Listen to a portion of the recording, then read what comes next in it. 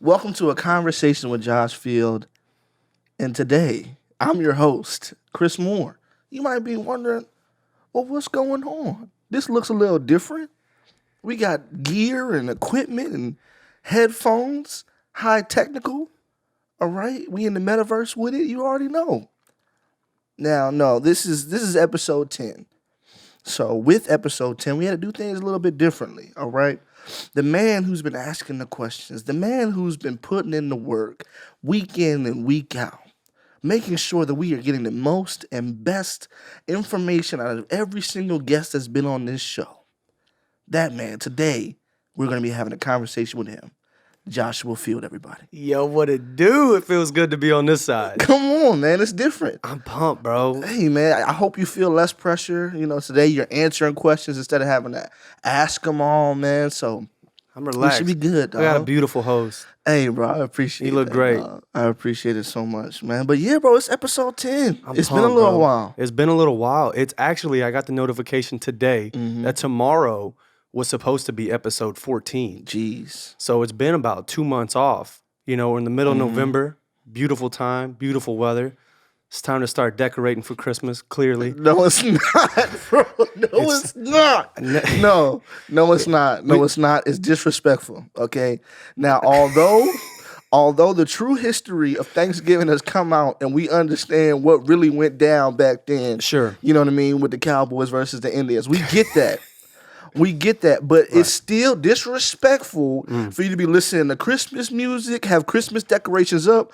I had somebody walking around the office with a Christmas sweater on November the 2nd, okay? I'm tired of it.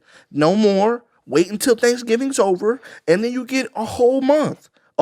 She told me after I reprimanded her for having a Christmas sweater on, she told me that Christmas season is from November 1st to January 6th. That's crazy. That is idiotic, egotistical, and downright sinful. Or some would say jolly. No.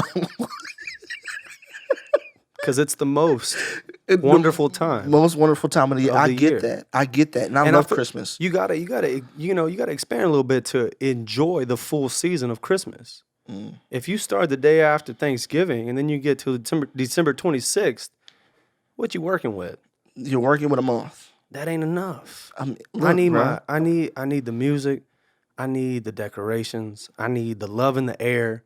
Costco, you've seen it, is already decorating. I feel It's it. disrespectful. I love it. I get it. People want to stretch the season out as much as they possibly can, but you're still being disrespectful to your mother's macaroni and cheese and your auntie's, turkey leg stuffing. Look, whatever it may be, you're being disrespectful to, and I don't appreciate it. Especially because Thanksgiving is in my top 5 favorite holidays ever. Why? Because I get to have all of the mothers, all the mamas' food all at once, okay? I agree. All the ones, that they got a little bit of loose meat right here, you know what I'm saying? But the elbow's still in there tight. You know what I'm talking about? Teacher arms. Right. The CVS cash register arms. Yeah, you know no what disrespect. I mean? No disrespect. But that food is just on It's another level. Look, bro, all right, we're done with this. We're done. Speaking of the holidays, bro, are you going home or? Actually, yeah. I haven't even told you that. But yeah, I'm going to my mom's. This is crazy. This Thanksgiving, my mom, my dad, my brother, my sister's kids. My sister's the only one out of us 3 who has kids. We're all going to be in one household for Thanksgiving for the first time. This is the first time since last time was 2015. I was fresh out of high school. Jeez. Before that, I was a kid. I was a child. So this is a big deal. My mom invited us all. I said, what can I bring? She said, bring yourself. There's plenty enough. Dang. I'm excited. This Thanksgiving, I'm going to my mom's house in Baton Rouge, Louisiana. Wow. So look, like we already talked about this conversation. We have been hearing everyone's story. And, I think we would be remiss if we didn't take this opportunity on episode 10 to not talk about your story, man. And I think,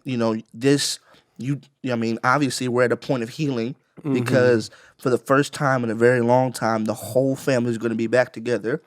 So why don't we talk about, like the origin of that, man. Yeah. Like break it down for the people who do not know. Yeah, it's wild. I feel like a lot of people do know, but then I realize when I talk to people, a lot of people don't know. Yeah. And and a lot of people will tell me, like when I start talking about my past, they're like, I never would have expected that from you. Like I never would have expected that.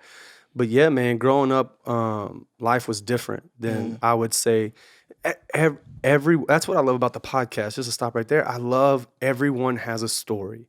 I believe everyone goes through challenges. Everyone goes through unique circumstances, and that's what makes that's what makes us powerful individuals. That's what makes us unique. And as they say in the black church, Yeah. thank God you don't look like what you've been through. Amen. I love that. I love that. Man, It's the that's truth, powerful. though. Yeah. It's the truth, though. I love that. And I feel like God's done that through me and, through the power. And I feel like he's done that through you and through anyone who's experienced God. Thank God you look like not what you've been through. Yeah. But for me, the first 9 years of my life were great. It was me, my mom, my dad, my two siblings, kind of like a Hallmark vibe. Like South Louisiana, we sat on, I think, like 3 acres of land. We had a horse. Like we went to church every Sunday, Wednesday. We were in that thing. My dad was the best friend with the pastor. We went on fishing trips with the pastor. My parents took us to church camp out here in Texas. And when I was about 9 years old, my dad, his company, he built homes, and his company went bankrupt. And that was a very difficult time for him as a shepherd of our home. It was tough. We filed bankruptcy, and I remember as the youngest in the family moving to a new town and not really knowing why. I knew we were moving, and I knew, it was like a new chapter. I was 9 years old. I didn't know all the detail, but I was like, okay, people move. People have moved to our town. People move. This is what we're gonna do. And then when we moved into a camper. And it was tough. It was me, my sister, my mom, and my dad. My brother moved to a new town, and he was gonna do life. He was like 18, and we moved into a camper, and it was a small piece of concrete, gravel near the water, and I remember thinking like, wow, this is different than our 5-bedroom house. Definitely. So, my dad started building a home for my uncle, and that's how he was making money because he was a carpenter. So he was going to build my uncle a home in that town. And, man, we're just doing our best to make ends meet. And then a hurricane happens, Hurricane Gustav, before Katrina. I believe it was before Katrina. Yeah. And that's when things got really, really bad for my family. I feel like I don't want to put all the blame on the enemy, but it was just like bankruptcy. We're living in a camper, and then a hurricane comes and just wipes out our town. We're living near the water. There's like dead fish just like all on top of the water. It smells really bad. So my mom said, she was going to go stay with her sister, and she was going to split up with my dad. She takes me, and, that was the beginning of the divorce. Yeah. That led to my father, battling drug addiction with things of his past. And that left me in a broken home. And then growing up in that, man, I just really experienced the real world. We weren't going to church. And, all throughout middle school and high school, I was, fighting, I was smoking, I was drinking, I didn't have any guidance. Right. And luckily when I found God, when God found me and I chose to accept the calling on my life, it was like, this is the answer I've been looking for. Yeah. There's no other way.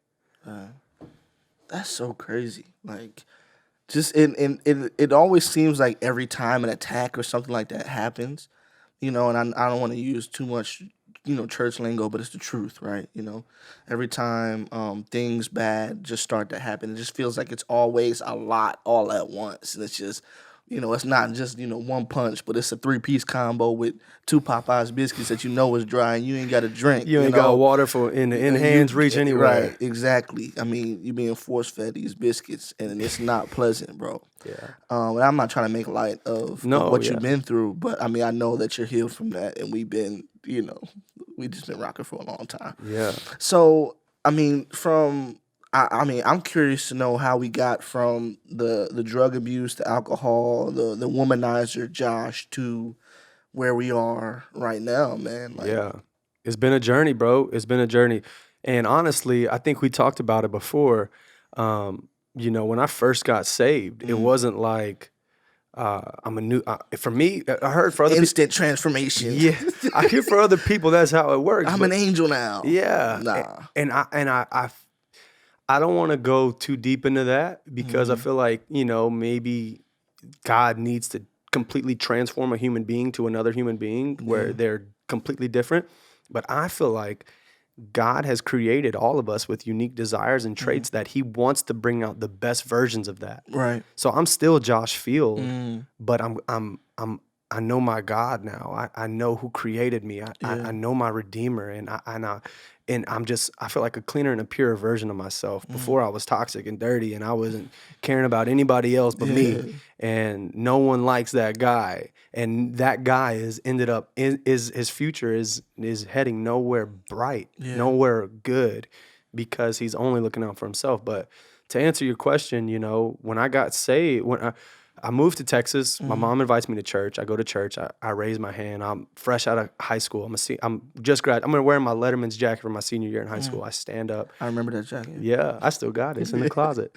But I stand up. I'm in the front because it was like our first time, and I'm in the front of the church, bro. I stand up, and it was just a powerful moment for me because I was like, I'm coming home. Yeah. Like God's the answer. I've tried girls, I've tried drugs, I've tried parties, and people say those things broadly, but I literally tried to make those things my identity. Yeah, Like daily, I was practicing, and I honestly, all the time. to be real, bro, I was talking to a friend from back home not too long ago. I was telling him, I was like, we were good at it. Yeah. You No, know, for sure. we were good at it, and that's scary because there's this movie with Johnny Depp, and it's called Blow, and he said he's a drug dealer, he's a cocaine dealer, and he tells his dad, he says, Dad, I'm really good at what I do, and he says, son, you would have been good at anything, but you chose this. So when I got saved, Yeah. I really believe God put his hand on me to set me free from what I thought I was good at and show Yeah. me what he's designed me to be good at. No, for sure. And that came with a lot. I'm still going through it. A lot of struggles, identity issues, chains being broken.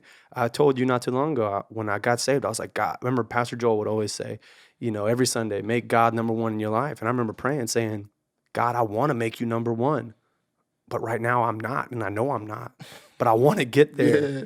And we talked about how you got to be honest. You got to be real with yourself, man. Yeah. You have to be. I mean, so many people I feel like just want to keep the facade, right? Like they just want to keep the persona. I have everything together, like I have the work me, and that's how I am at work, and I don't work in a Christian establishment, so I can just kind of be whatever me I want to be over there. Make people laugh, do whatever I want to do, and then when I go to church, I have my church hat that I put that on, and I know how to say everything the perfect way, and it's just like, why lie to yourself? Why even do that to yourself? You're like, you know what? God is number one in my life. No, he's not. And you Yeah. know he's not. Your phone is. Yeah. Why? How do I know your phone is the number one thing in your life? Because as soon as you wake up in the morning, what's the first thing you do? You roll over, you grab your phone, you pull it off the charger, and you start opening up apps, looking at what's online and what happened through the night on TikTok or Snapchat or whatever it is that you want to look at. But it's just the truth. That's what's number one for a lot of people. For other people, it's money. For other people, it's their status. For other people, it's a celebrity. Like, it's just, stop lying to yourself about where you are. If everybody could just take the time and just be honest and really sit back and reflect on, okay, what is number one in my life? And if it's not God, first off, do I want to make him number one? Because a lot of people like to have a sideline Jesus.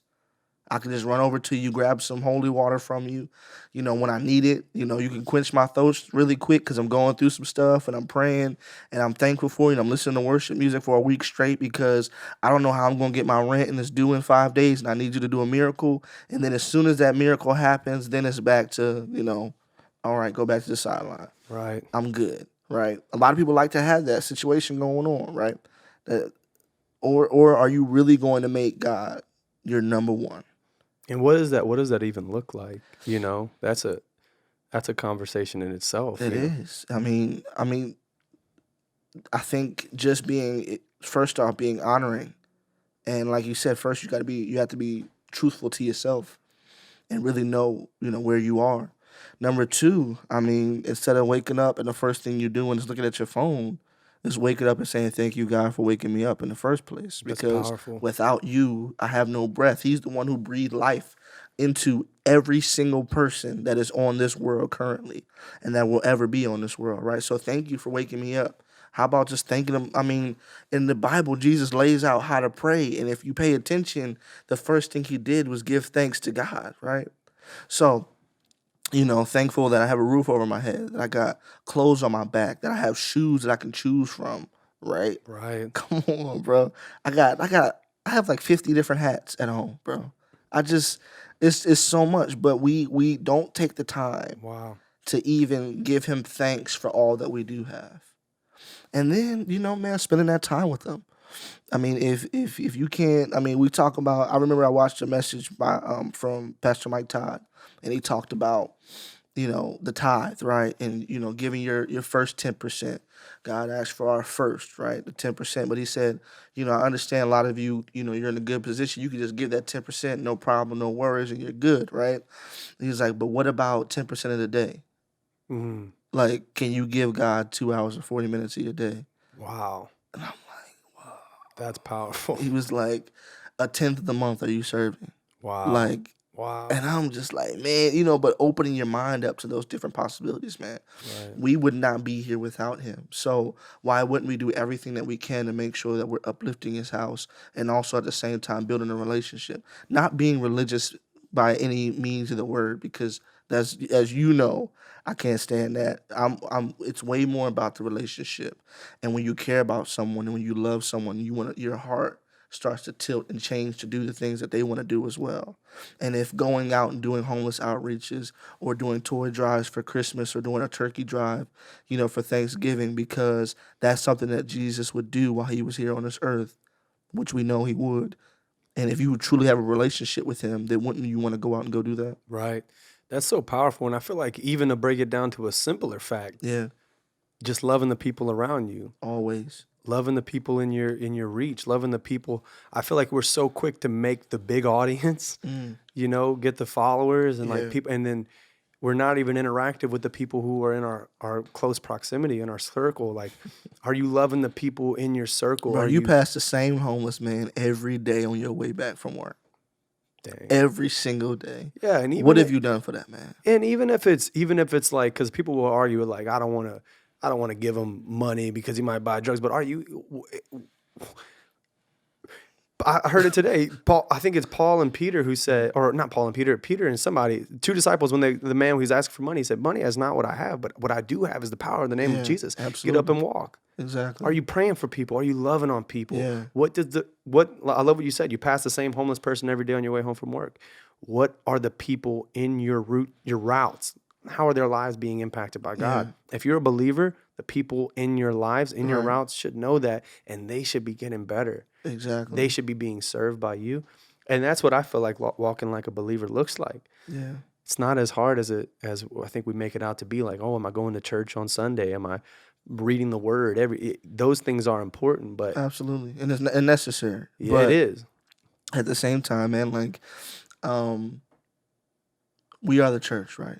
When Jesus died on the cross, the actual physical temple was kind of irrelevant, right? But, Christ lives inside of us now, right? So we are his temple and we're supposed to take care of our bodies, right? So, as the church now, if we leave, right? So say you've been living in this apartment for a little while now. You know what I mean? Like, I'm sure Right over a year. yeah, I'm sure you know a couple of people, you know what I mean, Right. who live in the complex. And nobody's telling you should know every single person in here, right? But Right. what I am saying is, if when you disappear, is anybody going to notice? Wow.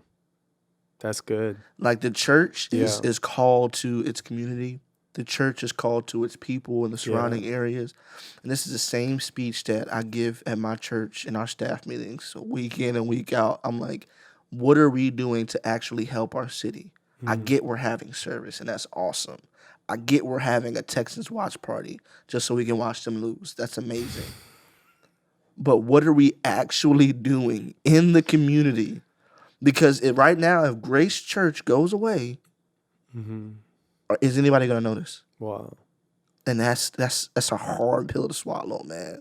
and we can't stay stagnant. We got to keep it moving, bro. That's great. Got to. That's great. Yeah, man. But man, okay. So we talked about the family, you getting, to a better place. I mean, maybe you can tell them our origin story. Oh, I How love did that. we meet, I bro? love that, bro. How did we meet? They ain't ready for that.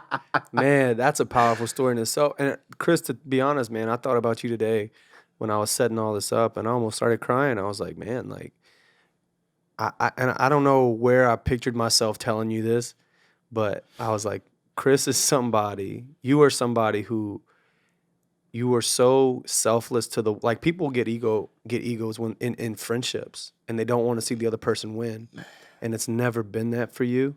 You've never wanted once to be in the way of seeing me shine in any capacity.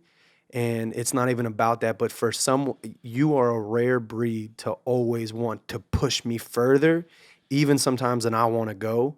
And to have a friend like that, it's rare. And man, it's been the entirety of knowing you has been you pushing me to get better. How can you get better? What can we do you've done so much for this podcast. The first thing you said when you got on episode 1 was, "Where's my headphones?" And now we got headphones. So Yeah.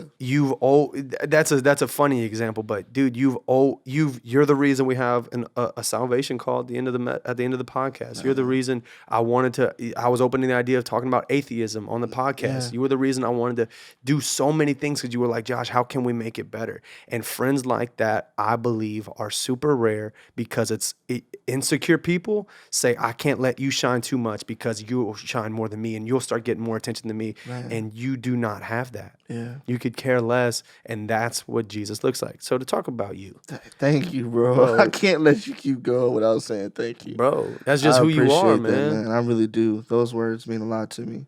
We've been through a lot. I mean, you've been with me through probably all my heartbreaks.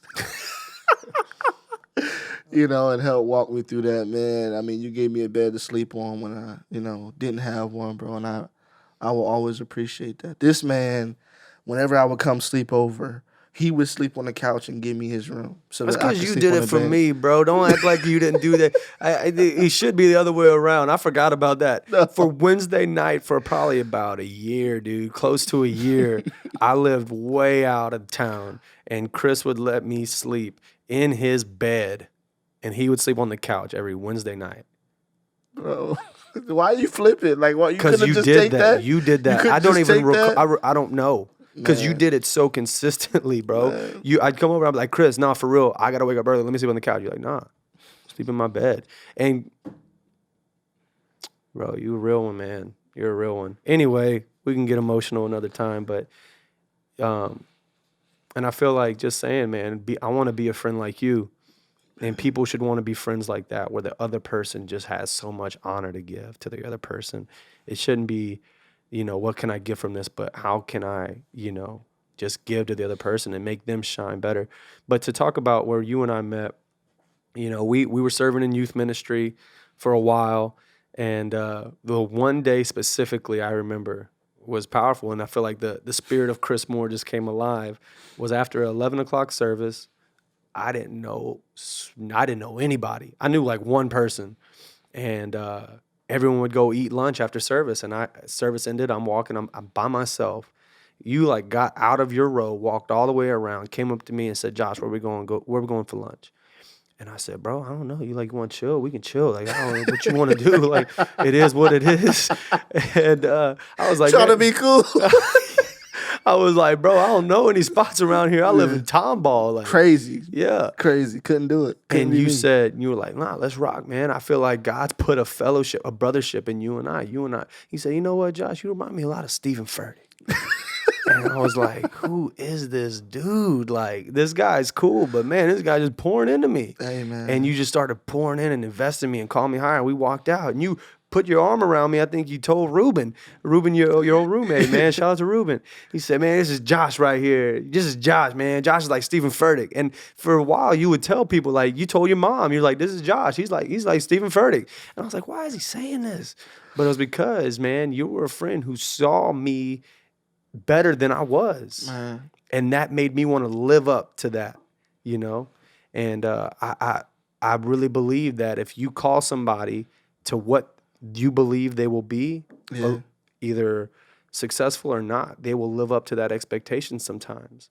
You call a man a fool, he might live up to a fool. Man. You call that man successful, he might live up to successful. And you called me just what you saw in me. And you know, now like that, who knows like what that birthed in me. And now I'm trying to make a podcast to impact people, to hear faith stories. Communicating, man. So That's what it's all about. thank you for that. No, it's so funny, man. I remember us sitting back and just dreaming, man. Like, you know, one day we're just gonna be sitting back in our church, just calling each other, laughing Yeah. at when, you know, how hard we were struggling.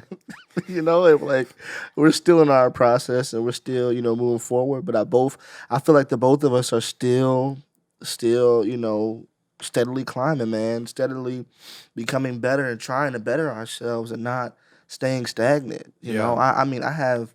For those of y'all who don't know, I'm from New Jersey, dirty Jersey, on the east side till I die. You know, What's the rest of it? Crippin' for Christ. But I'm covered by the blood. Crippin' for Christ, but we clever by the blood, though. You know what I'm saying? The only time you could throw a C and a B up at the same time. You know what I'm saying? Big Christ. You should get a bandana that's half red, half blue. I seen those. Kendrick Lamar sneakers is that exact same thing. That's terrible. No, it's not. He has successfully brought the Bloods and Who? the Crips together. Kendrick Lamar. Oh, Kendrick Lamar has brought the Bloods and the Crips Yeah. together. I didn't know about that. Yeah, man. He has a whole documentary with them sitting down. You know, when I was in 7th grade, I hung out. I was borderline gangbanging, brother. I didn't gangbang. Mm-hmm. I wasn't a part of that lifestyle. But one of my close friends Was in that. he was in that. I've been gang affiliated my whole life. You capping. I could call up a Crip right now. You capping. I'm not. You capping. I'm not. Go get your phone from the charger and call him. And I'm not- let me know the code. I'm not gonna incriminate that man. You capping, dog. I'm not. What's- I promise you. Where's he from? Jersey? No. He's from Houston. Okay, that's more believable. Yeah. I could call up a Crip right now. No problem. If I called up a Blood and we put it on speakerphone, just let them answer the phone. What you think will happen? 5-5 Crip. Nah, Dang, man, bro. that's funny. But no, yeah, bro. You know, but you know, there are people, to get back to what we were talking about. We went gang. I know. We're you, not- you did that. I'm sorry. Bringing up gangs and stuff. It's I'm all just kidding. I don't know anybody who's a gang member. right. I do. You should be careful around me. He's got a nose ring. Be careful. Hey, but how clean I does that will- mustache hey. look, though? My man got trimmed Hey, up. my boy Josh shook Ooh. me up. I ain't never Let us know in the had this. comments. Go look at Christopher Mr. Caramel's Instagram handle and check out that mustache hanging down to his chin. And now look at it crisp and clean. Tell me which one you think. I Which one mean, you if you think I should keep the goatee, you know, let us just know in the Let comments. us know. But anyway, man, getting back to New Jersey, man, there are people that I left in New Jersey, bro. I was working at McDonald's. I had worked my way up to a manager. I worked all throughout high school in that mug, bro. It was funny because all of my friends, we all worked there, right? You know, I worked there for about 5 years, actually. And I worked my way all the way up. That's the dishwasher. Pay no mind. Pay no mind. That's what happened. I mean, Watch we in the this. crib. 3, It's real. 2, it's gone. Ooh, we in the crib right now. You know what I'm saying? It's in the crib. We in the crib. It's real. We in the crib, man. Yeah. So getting back to what I was Sorry. talking about. Getting back to what I was talking about, you know, in New Jersey, I left some people working at McDonald's, and it's crazy, but there are still people that I worked with at 19 when I left. After I had worked with them for 5 years, they had been there several years before me, who are still in the same spot that they were when I left. Bro, don't get me started with Think that. about that, bro. Like my 10-year high school reunion is next year. Wow. And so, yeah. Mine's so, in 2 years. yeah, bro. So, 3 years. Well, coming up on 2 years. yeah, bro. I mean, you got people who almost been working at that McDonald's for 20 years, just sitting there, not doing anything with their life, not trying to better themselves. But we did different, man. We made it out of the trap. We made it out of the hood, man. You know, I know Josh is white, but, you know, he was, you know, down with the brothers, you know what I'm saying, was, out bro. there, out there in Louisiana, you know what I'm saying? He was Yeah. really rocking with them. So, he good in the hood, if you know what I'm saying. But we made it out of that. Made it Now out. look at us, living lavish. You know what I'm saying? He got tapestry in the background. Look at that. That's hand drawn right there. He Shout out he to- did that. No, I didn't. He drew all of that. No, I did not. That's a Shout out fact. to Sarah Landsman, my beautiful cousin. She is single. She's 25, lives in the Houston area, loves God. If you want more details, holler at me. Go in the comments, say who was this Sarah Landsman. Only if you Josh ain't real. you about that life. But no, I drew a conversation with Josh Field. That was the hardest thing I've ever done in my entire life. But you did it. It took like 2 weeks, and I had to buy a whole new canvas, and that's just stencil. I'm not an artist. I come to find out. My cousin Sarah did the rest. She literally did this in like an hour. That's crazy. She took a pencil on like an envelope, drew about what she kind of wanted to do, and then got the canvas and started painting it. That's crazy. And I was like, dang. So, we got the crown of thorns up there because, the Holy of Holies. Yeah. Just to kind of give you a rundown, this does have meaning. Yeah. We got the ship for, navigating you through life, kind of like the testimony, like where you're Amen. being navigated. But I'm anchored in the Lord. We anchored in the Lord, You got the sparrow. I got the sparrow tattoo. It's kind of like a freedom, The Lord doesn't let the sparrow feathers hit the ground without knowing about it. He cares for us. He cares for how much more does he care for his children if he cares for the sparrow? What else we got? We got the roses because they resemble beauty. We got the shark because it's vicious, like you should be. Yeah. Coming against these demons. Heartbreaker. Heartbreaker, love acre. And we got the tiger because we might have some merch coming. But don't worry. We might have that. American traditional. Oh yeah, check this out. We got the sun and the moon. I did that intentionally because Wow. I'm probably gonna butcher this, but in the moment it was powerful when we were painting. I said the sun, when God created the sun, he said, let me create a light. Let there be light. And then he let me create a smaller light. What is it? How does it go? Let me create a smaller light to light up the darkness. And I forget, a smaller light. How does that scripture go? Where it says basically it's a reflection of the main light. Yeah. So let there be light, and that's where you get light. Yeah. But let there be a lesser light to shine in the darkness, and I believe that's us. Ooh. God is the main light, and we're that lesser light that resembles the main light in the Yeah. darkness. You better preach, my boy. So we got a little bit of both. Yeah, that's real though. That's And then real though. you see the chains, but at the end we got the breaking chain. Yeah. So Break every chain. So yeah, it's a lot about testimony, following God, and that's where tapestry goes. I'm I sorry. love that. But I'm saying what I'm glad. saying is we doing big things out here. But going back to what you said about the high school thing, bro, I got a lot of people from Louisiana, and shouts out to everybody who's either, if you visited New York City or you haven't, I feel like I think goals is what gets people out of that comfort mindset of working at McDonald's for the rest of your life. I honestly work. I think that I worked at McDonald's as well, but I feel like it's a comfort thing, man. It's a you can get stuck in your comfort zone where you live with your parents for as long as you can. You stay on the phone plan for as long as you can. You drive the same vehicle for as long as you can, which nothing's wrong with that. Yeah. But there's something about not wanting to evolve and grow and change, and It's scary. It can be a fear. Yeah. But man, my God said there's bigger things out in front of me. My best days are up ahead of me. Yeah. And if you can tap into that faith and you can go, like I love what Pastor Joel says, it takes the same amount of energy to not believe as it does to believe. Absolutely. So I'd rather believe. Come on. The Bible says the saints died in old age in faith. Yeah. That means they died believing God was going to do great things. I believe they died in faith. Yeah. I want to die in faith, saying that my best days Absolutely. are ahead of me. I want to go with that side of my that positivity flowing through me. And I feel. I'm sorry. I feel good. the people who don't necessarily who don't believe, right? Right.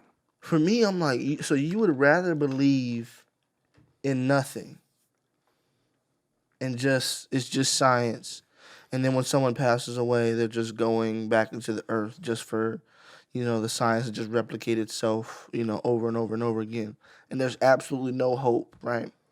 You'd rather believe that than to believe that there is hope, that we can be rejoined back together again, that we can live in eternal paradise, that we can be with the one true God who really created us and this masterful plan.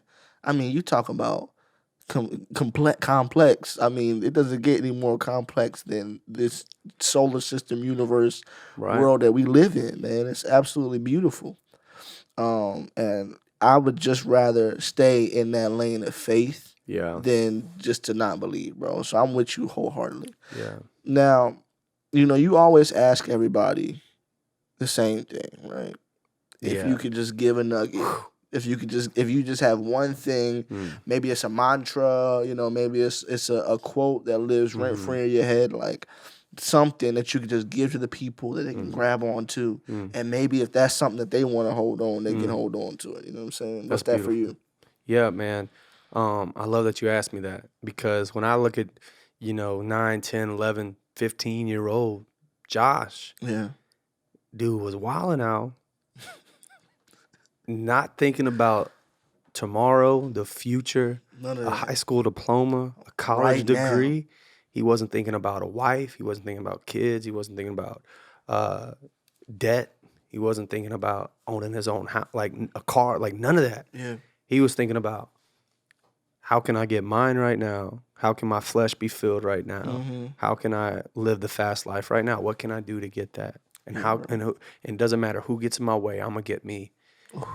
And I really wish.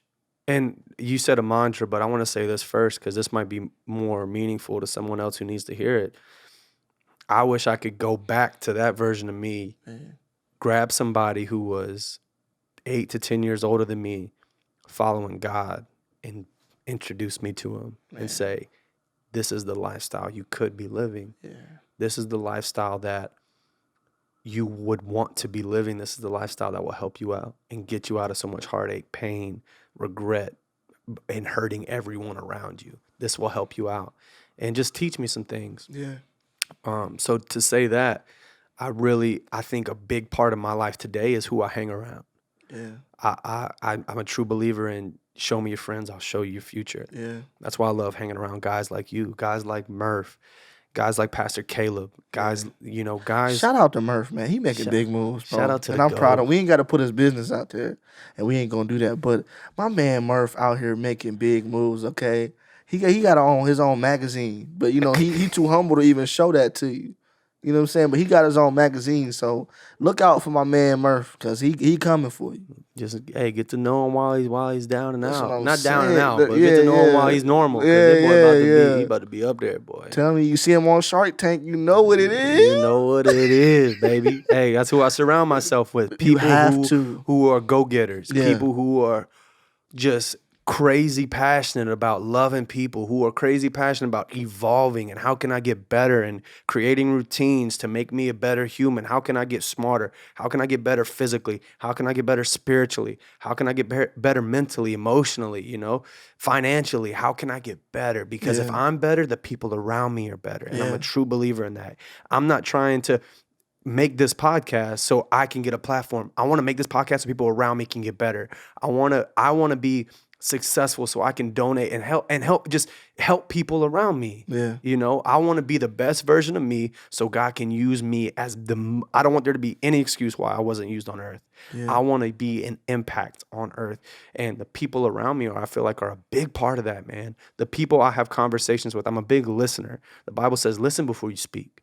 I'm a big listener. I want to see what's coming out of your mouth to see if I want to spend time with you. Yeah. And, it's not to say that I won't, have a conversation with you, but if I'm going to invest my time with you, I want to make sure you're impacting me. If you're going to send me down a negative way, like I can't promise you I'm going to go and spend days upon days with you.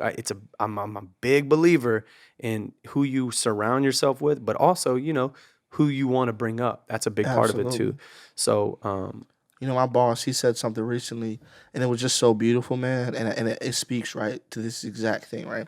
He said, in the relationships that you have, and you say you have a box, right, of your relationship, and both of you share it. And in that box, you start out with, a pretty good amount of money in there, right? Now, are you a withdrawal from the relationship, or are you a deposit? wow. Because if you truly want influence in somebody's life, if you truly want to make a difference in somebody's life, if you truly want to, I have people who can call me and say, hey, man, I need you to drive to Pearland right now. Wow. And you know I live in Humble. That's like a 45-hour drive to get over there, man. They 45 could call hours. me right now and be like, hey, I need you to come to Pearland right now. I'm on the way. Yeah. Because they have done nothing but deposit into my life Wow. over and over and over again. And it wasn't so that they could get that from me. Yeah. It was with a genuine heart. Right. But for me, I have to think about, am I only, like, I run a youth ministry Mm-hmm. at the Garden Oaks campus. It made me think about, am I only withdrawing from my volunteers? Wow. Or have I been depositing into them to make sure Wow. that they're good? That's So powerful. now I'm going around, I'm like, look, how can I enhance your life? How can I make, things for you better? Because I don't want this to just be a one-sided thing. You Right. come, you serve on Wednesdays, and then everybody goes home, and I'll see you next week. Right. No, like, I want to make sure that I'm actually adding value to people, man. Wow. And so, I mean, it's just so beautiful what you talk about, man. Like, it really does matter who you have around you, Yeah. but also, like you said, who you're pouring into as well. Man, that's powerful, bro. I love that. And I think, yeah, you hit the nail on the head. That's powerful stuff. So do you have anybody that you're currently pouring into, or is that something that you're looking for? I feel like Because I feel like me and you, we're like iron and iron, right? Like Yeah. we sharpen each other. yeah. We got some people in common that's above us that we allow to pour into us. But, Yeah. That's what's the good. next generation looking like for you? For me, I feel like a lot of it right now is the people who are closest to me, my friends. Yeah. I am, pouring into them as much as I can. But, right now we're revamping the youth, young adult, junior high ministry. Yeah. So that's what I love, man. I love when we have those life groups and having those, small connect groups with the students who are where I was when I was down and out and being Yeah. that person I was desperate for. I feel like that's why I'm so passionate about youth ministry. And Yeah. I'm in a season right now where I did take a step away, but I'm coming back in, and I just know I had to get back with God and say, like, God, why am I doing this? Yeah. Am I doing this for me, or am I doing this to be used by you? And I had to come back to my senses with that and know that God was using me. Mhm. And so for that, I love just being a influence for someone who says, hey, me and my girl are about to break up, or Yeah. or me and my girl are, we're having temptation with sex. Mhm. What would you do? And I love getting those questions and being the role model that I didn't have. Yeah. Absolutely. So that's it. That goes for, like, just the people in high school who I can be around. Yeah. I mean, my older brother, he always kind of been like a thug. So I couldn't really ask him what I'm supposed to do, right? Right. Because you were like, oh, you scared? Yeah, my You older scared? You brother. got to go bust that down. My I'm older brother like, was a thug, Yeah. and the same thing. Yeah, I get that. Man. It's so crazy, bro. Our upbringing, I feel like, was very similar, Yeah, but different at the same time. Because I definitely never lived in a trailer, camper. camper. There's a difference. Yeah, a There's trailer's a big home. difference. Mobile Yeah. home versus a what you take on vacation to sleep in the woods. Yeah. It was wild, but Dang, man. yeah, I'm sorry about that, bro. it's all good, bro. Are you okay? You know what's crazy? Mhm. When I look back on that, I don't remember thinking like, "Oh, we're poor." Like, I don't remember thinking like, "Oh, we hit rock bottom." It's just Yeah. like It's different. It Yeah. was just like, "Oh, this is temporary." Right. But yeah, man, God got us through. And now look at you. Yeah, This and- Christmas coming together. Yeah, Thanksgiving. Yeah, I'm pumped up about it, bro. Because Mhm. my family's been through a lot, bro. My family's been through a lot, and looking back on that, man, I Yeah. really do believe that, God had always had this hope in me. Mhm. Like, even when I wasn't in church, and if I don't know if this is for someone else, but like, if you're going through something and you feel that, like, I can make it through this, know that you can. Yeah. That tomorrow is going to be better than today, Mm. and even if it's not, the next day can be better than that day. Yeah. But the future is bright. Always. And as long as you're breathing, God has purpose. And trusting in Him is a lot better than trusting in yourself. And you can make it a lot further believing in God to get you through than believing in yourself to get you through what you don't know what you're coming up against. Man. And that's what got me here. That's what got me here. So I'm thankful. It's a beautiful story, everyone. We have been truly blessed to be able to sit down with the man himself, get down to the nitty gritty, as people like to say. Nitty gritty, and really just get to talk through some things. I don't know about you, but I'm leaving refreshed and filled up, even. This has been a beautiful conversation. Thank you guys for coming out to A Conversation with Josh Field with your host, Christopher Moore. If you prefer me as a host, go ahead and leave. I'm just kidding. I am here as a support role, okay? I'm the Alfred to his Batman. I am the skateboard to his Bart. I am whatever it is that this man needs, and we're going to get it done. You're a legend, bro. You're going to be back sooner than later. Hey, man. But no, I want to just close out real quick. Y'all, this is the new setup. Like Chris said, we're in my kitchen. We got all the gear. This is the future of the podcast. I'm pumped up about who's coming next, who's going to be coming, what's going to be happening. And the future is bright. We're not stopping here. We're going to hit 100 episodes like Chris challenged me to get to. This is 10. We're 10th of the way. And I'm grateful for you to spend time with us and hop on and, like, share, and comment. Hit me up in the comments. Let me know what you like, what you didn't like, what maybe you heard. And, keep the feedback popping. We out here. We love you. We'll see you soon. Episode 10. We in this thing. I'm so excited. Let's go. Sir. All right. Y'all be good. Holla. Peace.